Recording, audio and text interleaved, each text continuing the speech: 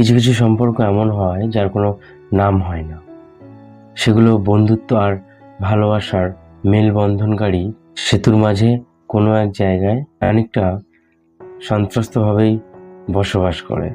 সন্ত্রস্তর কারণ হারিয়ে ফেলার একটা ভয় থেকে যায় আমাদের মনের মধ্যে। তাছাড়া ওই মানুষটার সঙ্গে সব কিছু শেয়ার করা যায় মন খুলে, সেটাও একটা ভয়ের ব্যাপার। যদি ওইটা বন্ধ হয়ে যায়, একদিন না কথা বললে মনে হয় কত জন্মের যেন কথা জমে আছে, কি হয়তো।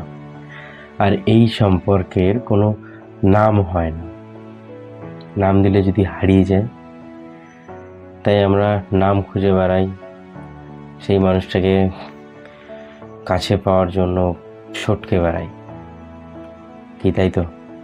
ট্যাগ করে জানিয়ে দাও যার জন্য এমন তোমার ফিলিংস আছে, বলতে পারছো না।